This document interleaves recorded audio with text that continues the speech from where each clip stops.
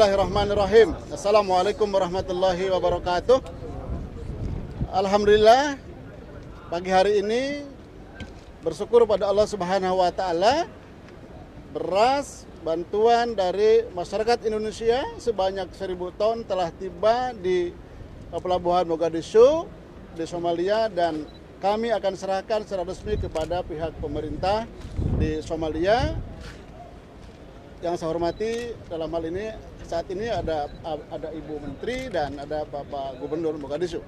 Waxaan uga mahadnaqaynaa walaalaheen reer Indonesia oo isu xilqaamay inay wax iska soo ururiyaan oo dadka walaalahood oo Soomaaliya abaaraha ay ku saameeyeen inay ugu deeqaan raashinkan ay noo soo direen.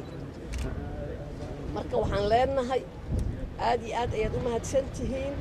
ilaahayna ha idinka siiya abaalkeeda. Qaasim iyo mas'uuliyiinta kale iyo warbaahinta waa mahadsantihiin.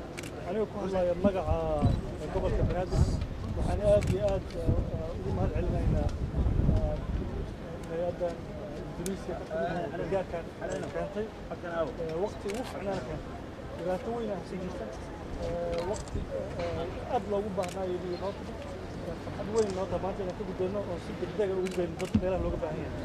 waxaan rajaynaynaa walaalaha islaamka ah inay mar walba nala garab taagan mucaawano iyo waxaan u baahnaa maanta inaan ka gudboonnaa aad iyo aan u mahadcelinayo.